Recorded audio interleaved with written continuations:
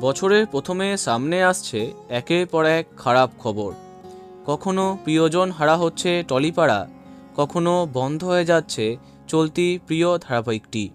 এবার টেলিপাড়ার একটি বা দুটি নয়, একসাথে বন্ধ হলো একাধিক ধারাবাহিকের শুটিং। হ্যাঁ, বাংলা টেলিভিশনের বিভিন্ন জনপ্রিয় ধারাবাহিকের শুটিং বন্ধ হলো। কিন্তু এমনটা হবার পিছনে কারণ কি আপডেট সামনে আসছে চলো জানা যাক।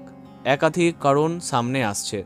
তার মধ্যে প্রথমটা হলো, শোনা যাচ্ছে সময় মতো ইলেকট্রিশিয়ানদের পারিশ্রমিক না দেওয়াতে তারা নাকি কর্মবিরতির ডাক দিয়েছেন। তবে অপরদিকে জানা যাচ্ছে টেলিপাড়ার ইলেকট্রিশিয়ান গিল্ডের কিছু সদস্যকে আসন্ন নির্বাচনে দাঁড়াতে বাধা দেওয়া হয়েছে। ক্রমাগত হুমকির মুখে তারা, তাই অনির্দিষ্ট সময়ের জন্য কর্মবিরতির ডাক দিয়েছেন। এই প্রসঙ্গে এক সহকারী পরিচালক জানান, সকাল থেকে কাজ বন্ধ, কি করব জানি না। ফ্লোরে অনেকক্ষণ ধরে ইউনিট বসে আছে।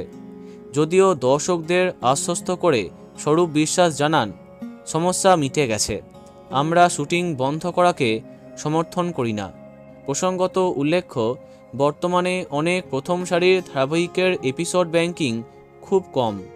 এর মাঝে শুটিং বন্ধ হলে তার খারাপ প্রভাব পড়তেই পারে টেলিকাস্টে। আশা করি সব ঠিক হয়ে যাবে। তো বন্ধুরা, এখন তোমার কি মন্তব্য কমেন্টে জানাতে পারো। ভিডিওটি লাইক এবং শেয়ার করো। এই রকম অনেক ভিডিও পেতে সাবস্ক্রাইব করো কারেন্ট পজ। ধন্যবাদ।